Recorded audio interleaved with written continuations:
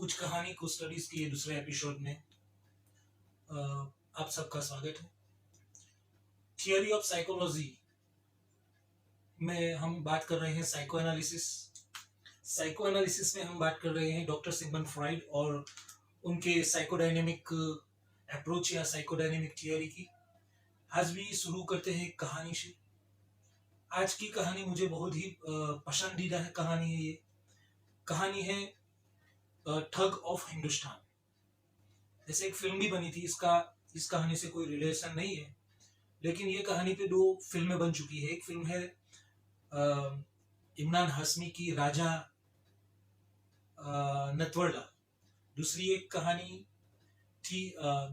Film थी mister Natwarlal, जिसके अभिनेता थे अमिताभ बच्चन। तो शुरू करते हैं ये कहानी। ये कहानी का एक कैरेक्टर है मिथिलेश बाबू, जिसका जन्म बिहार में होता है। बाद में वो एक कलकत्ता पढ़ने जाते हैं, कलकत्ता यूनिवर्सिटी में, और एक लॉयर बनते हैं, फिर एक टीचर भी बनते हैं। कुछ लोगों में बहुत बड़ा हुनर होता है। ये शख्सियत भी ऐसी थी, ये कैरेक्टर भी ऐसा था जो मुझे बहुत ही पसंद है। अभी मिस्टर नटवरलाल ने एक ऐसे काम किए कि 14 स्टेट की पुलिस और कोर्ट में 400 केस उनके ऊपर पेंडिंग थे और 14 स्टेट की पुलिस उन्हें खोज रही थी। तो शुरू करते हैं मिस्टर नटवरलाल के कारनामे। मिस्टर नटवरलाल ने ठग को अपना एक व्यवसाय बनाया। वो लोगों को ठगते थे, लेकिन कभी किसी को ईजा नहीं पहुंचाते थे, किसी को वो मारते नहीं थे, फिर भी वो लोगों को ठगते थे। मिस्टर नटवरलाल की ठगाई के किस्से, एक समय था, एक जमाना था जब बहुत ही मशहूर थे। उन्होंने ताजमहल 3 बार बेचा। कैसे बेचा मैं थोड़ा आगे बताऊंगा, पहले ऊपर जान लेते हैं। लाल किला 2 बार बेचा और एक बार संसद भवन भी बेच डाला और एक बार राष्ट्रपति भवन भी बेच डाला।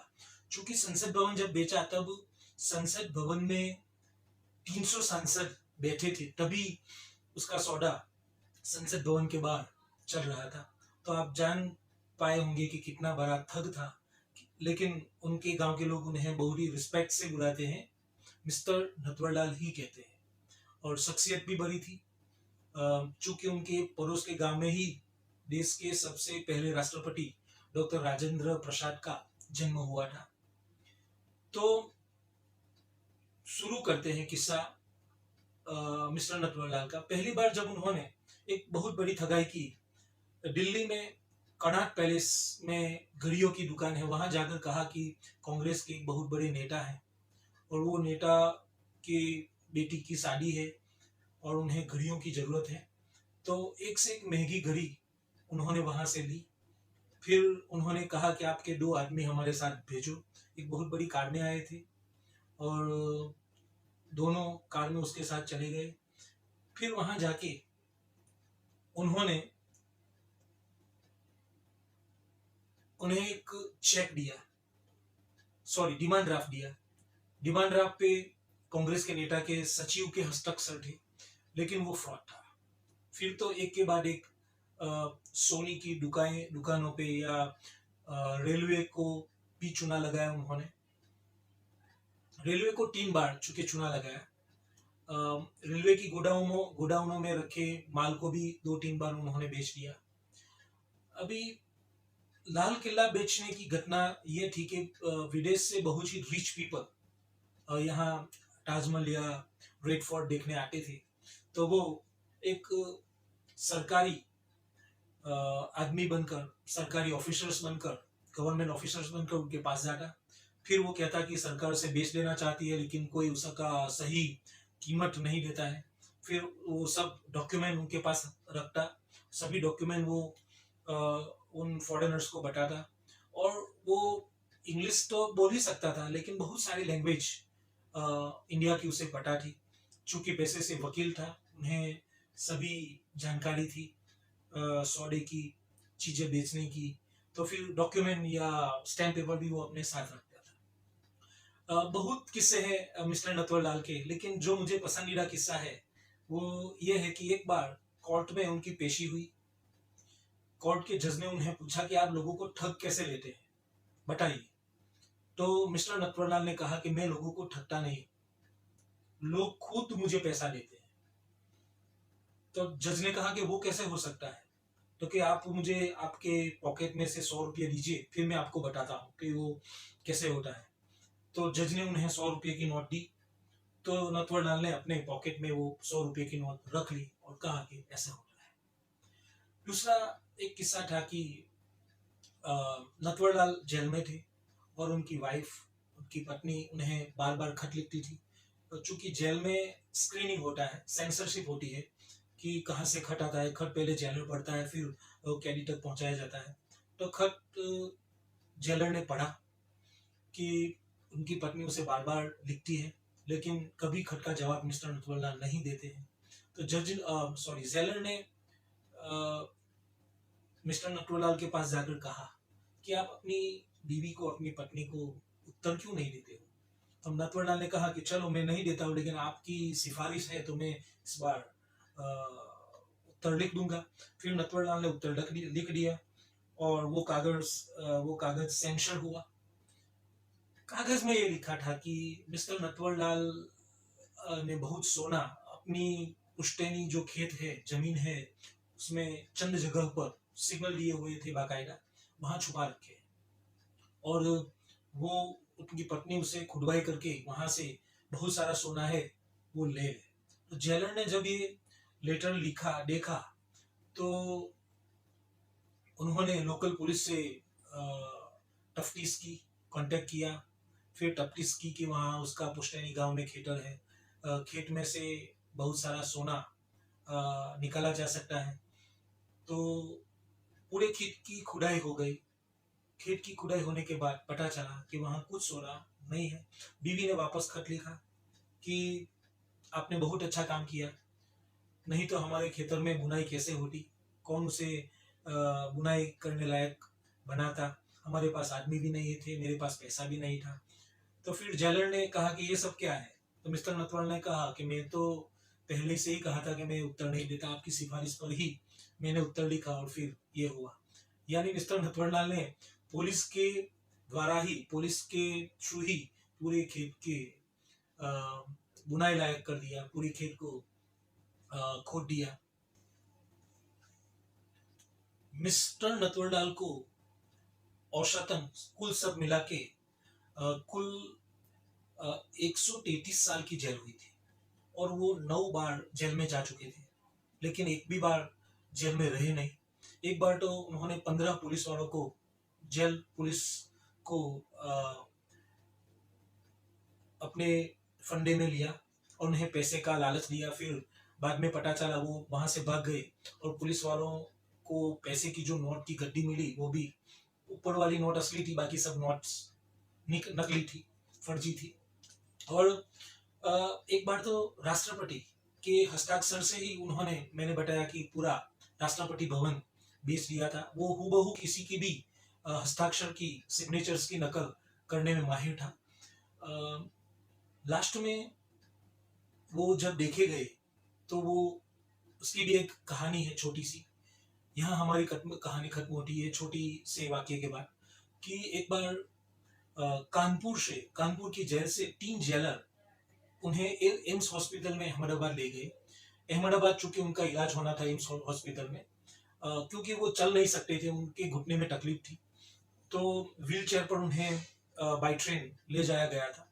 वापस शाम को उन्हें जेल में लेना था। जेल में ले जाने के लिए तीनों पुलिस वाले उन्हें लेकर दिल्ली एयरपोर्ट पर, दिल्ली रेलवे प्लेटफॉर्म पर पहुंचे। दिल्ली रेलवे प्लेटफॉर्म पर पहुंचकर ट्रेन जा चुकी थी, तो एक पुलिस वाला ट्रेन की टिकट लेने और तफ्तीश करने गया। दूसरा जो व्हील चेयर था जिसके ऊपर नटवरलाल को बिठाया गया था वो वापस लेने गया। तीसरा एक ही पुलिस वाला था बाकी। तो मिस्टर नटवरलाल ने उन्हें कहा कि जरा ठंडी बहुत लग रही है, ये बुजुर्ग आदमी को अगर चाय मिल जाए तो पुलिस वाला उसे स्ट्रिक्टली वार्निंग देकर गया कि आप यहाँ से हिलना मत, मैं आपके लिए चाय लेकर आता हूँ। लेकिन तीनों लोग जब वापस आए तो नटवरलाल वहां नहीं थे। ये भी एक चौंकाने वाली वाकया था, क्योंकि नटवरलाल चल नहीं सकते थे, उनके घुटनों में तकलीफ थी और उनकी उम्र भी 84 साल थी। उसके बाद आज तक किसी पुलिस ने, 14 स्टेट की किसी पुलिस ने नटवरलाल को नहीं देखा और नटवरलाल गुमनाम हो गए। और यह कहानी मैंने इसलिए सुनाई कि जो हमारा टॉपिक है आज का वो वही है, मोरल लर्निंग और मोरालिटी। लोग चोरी करते हैं, डाका डालते हैं, खून करते हैं, लूटपाट करते हैं, कितने बैड। ये कहानी के मायने ये है कि मनुष्य के पर्सनालिटी, शख्सियत, व्यक्तित्व पे जो डायनेमिक बिहेवियर होता है, वर्किंग होता है, उसमें 3 स्तर है। According to doctor Sigmund Freud, id, ego और सुपर ईगो। ईड जो है वो हमारे व्यक्तित्व का वो हिस्सा होता है जो सबसे पहले हमारे जन्म के साथ ही हमसे जुड़ जाता है और जन्म के साथ ही प्रत्येक मनुष्य को ये मिलता है। पशुओं में भी ये पाया जाता है, मनुष्य और पशु दोनों में ये पाया जाता है। ईड ईड का जन्म होता है लिबिडो से। डॉक्टर सिगमंड फ्रॉइड का कहना है कि लिबिडो है जीवन की चाह या जीवन की इच्छा, जीवन को सर्वाइवल करने की, जीवन में अपने अस्तित्व को टकाए रखने की जो एक फिलफुल डिजायर होती है, उसे कहते हैं जीवन वृत्ति या इरोस। और कुछ लोगों में उससे विपरीत इच्छा होती है, जो अन्य लोगों की हत्या करते हैं, अन्य लोगों को पीड़ा देते हैं, अन्य लोगों को दुख पहुंचाते हैं, खुद भी अपने आप को दुख पहुंचाते हैं। वो वृत्ति है मृत्यु वृत्ति, जिन्हें डॉक्टर सिगमंड फ्रॉइड ने कहा है थैनेटोस। तो इरोस और थैनेटोस 2 वृत्तियां हैं, बेसिक वृत्तियां, और उनसे जन्म होता है ईड। ईड जन्मजात है, प्रत्येक बालक में, प्रत्येक मनुष्य में जन्म के साथ ही आता है।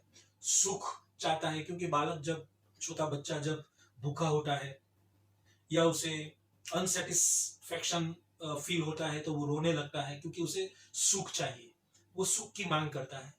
According to doctor Sigmund Freud, उसे सिगमंड फ्रॉइड ने ईड कहा है, यानी ईड सुख सिद्धांत के अनुसार कार्य करता है। ईड जन्मजात होता है। सच या झूठ, सच्चा अच्छा या बुरा, गुड और बैड, उसका उसे कोई तात्पर्य नहीं है, वो उसे नहीं देखता है। बस उसको एक ही इच्छा है उसकी कि किसी भी तरह उसे सुख मिले, गलत तरीके से या सही तरीके से। बीच वाला जो हिस्सा होता है उसे कहते हैं ईगो। ईगो का वो जो जनरली हम लैंग्वेज में यूज करते हैं, यहाँ ये वो लैंग्वेज वो मीनिंग नहीं है। ईगो का अर्थ है वास्तविक या रियल परिस्थिति में, रियल सिचुएशन में काम करना। हमारा व्यक्तित्व का बीच वाला हिस्सा जो रियल सिचुएशन में काम करता है, कॉन्शियस लेवल पर, मन के कॉन्शियस लेवल पर। मन के 3 हिस्से हमने देखे कल, conscious mind, subconscious mind, unconscious mind. ऐसे ही हमारी पर्सनालिटी के 3 हिस्से हैं, ईड, ईगो और सुपर ईगो। ईड को ईड ही कहेंगे, ईगो को हम कहेंगे अहम, और सुपर ईगो को हम हिंदी में, गुजराती में कहेंगे ऊपरी अहम। तो हमारे व्यक्तित्व के 3 हिस्से, 3 लेयर हैं, ईड, ईगो और super ego. Ego real principal अनुसार कार्य करता है, मानसिक क्रियाकलापें, sensations, perceptions, thinking, act, action, सभी का जो प्रोसेस होता है वो ईगो के जरिए होता है। सुपर ईगो सबसे निचले वाला हिस्सा है। सुपर ईगो सबसे निचले वाला हिस्सा है। Super ego moral principle according work करता है। मोरल प्रिंसिपल के अनुसार कार्य करने से वो सब चीजें अच्छी या बुरी वो परखता है, जानता है। अच्छी चीजें करने की वो फरमाइश करता है, बुरी चीजों को आदमी से दूर रखता है, आदमी को बुरी चीजों से दूर रखता है। ये दोनों काम सुपर ईगो का है। तो हमारे व्यक्तित्व में 3 हिस्से संयुक्त होकर कंट्रीब्यूशन करके वर्क करते हैं। कि ईड जन्म के साथ होता है, जन्मता है, जन्म लेता है। वो सुख सिद्धांत के अनुसार वर्क करता है, कार्य करता है। ईद के ऊपर से जो डेवलप होता है वो है ईगो, वो रियल प्रिंसिपल के अनुसार कार्य करता है। वास्तविक परिस्थिति में जब हम खाते हैं, पीते हैं, सोते हैं, अन्य से बातचीत करते हैं और दैनिक एक्टिविटीज करते हैं, वो थियरी ऑफ पर्सनालिटी में ईगो का काम है। और सुपर ईगो का काम है अच्छी बातों की ओर हमें प्रवाहित करना, प्रसारित करना, ले जाना, और बुरी बातों से हमें रोकना। तो जो लोग, ये मिस्टर नटवरलाल की स्टोरी है, ऐसे जो लोग हैं जो दूसरे को ठगते हैं, चोरी करते हैं, लूटपाट करते हैं और ऐसे एक्टिविटीज करते हैं जो मोरल प्रिंसिपल के अगेंस्ट है, जो हमारी सोसाइटी, हमारा समाज या हमारा रिलीजन्स या हमारी मोरल थिंकिंग उसे इजाजत नहीं देती है, तो जो लोग हैं उनकी स्टडीज की जाए तो पता चलेगा कि उनका सुपर ईगो तो है। नहीं, ऐसा नहीं है। सुपर ईगो हर इंसान में डेवलप होता है, लेकिन वो गलत तरीके से होता है। जब सुपर ईगो गलत तरीके से डेवलप होता है तो व्यक्ति अच्छी और बुरी चीजों की पहचान खो देता है, वो सुख सिद्धांत अनुसार कार्य करने लगता है। तो सुख सिद्धांत ईद का काम है। तो ईद और सुपर ईगो दोनों में एक प्रकार का संघर्ष बना रहता है। ईद किसी भी चीज के लिए मांग करता है, सुपर ईगो अगर वो इमोरल हो तो उसे रोकता है। और दोनों जो अपनी इच्छा, अपनी जो डिसीजन है, वो डिसीजन ईगो को कहते हैं कि हमारा डिसीजन मानो। एक एग्जांपल है कि अगर किसी आदमी को बीच चौराहे पर एक पैसे का बंडल मिल जाए तो वो अगर उसका ईद पावरफुल होगा तो वो कहेगा कि ये बहुत अच्छा हुआ, मैं इससे बहुत ज्यादा आनंद, बहुत ज्यादा सुख, बहुत ज्यादा प्लेजर प्राप्त करूंगा, ये बहुत अच्छी बात हुई, मैं उससे अच्छा अच्छा खाना खाऊंगा, अपनी जो अनफुलफिल डिजायर है उसे मैं पूर्ण करूंगा, उसका ईद खुश हो जाएगा। जब वो पैसे की बंडल को लेने के लिए आगे बढ़ेगा तभी एक आदमी, उसका पर्सनालिटी में से एक आदमी जो आएगा और उसे रोकेगा कि ये गलत है, वो आदमी है सुपर ईगो। जो आदमी उसे चोरी करवाना चाहता था वो था ईगो, जो आदमी उसे रोकता है वो है सुपर ईगो, और जो आदमी एक्ट करता है, रुकता है या लेता है, वो है बीच वाला हिस्सा ईगो। ईगो का काम है वास्तविक परिस्थिति में कृत्य या कार्य को करना। सुपर ईगो का काम है मोरल प्रिंसिपल के अनुसार ईगो को रोकना या उसे काम करने की इजाजत देना। और ईद का काम है किसी भी तरह सुख को प्राप्त करना, गलत तरीके से हो या सही तरीके से। तो हमारे एजुकेशन सिस्टम में ये होना चाहिए कि बच्चों का मोरल जो सुपर ईगो है, मोरल प्रिंसिपल के अकॉर्डिंग जो काम करता है सुपर ईगो, उसे अच्छी तरह से डेवलप किया जाए।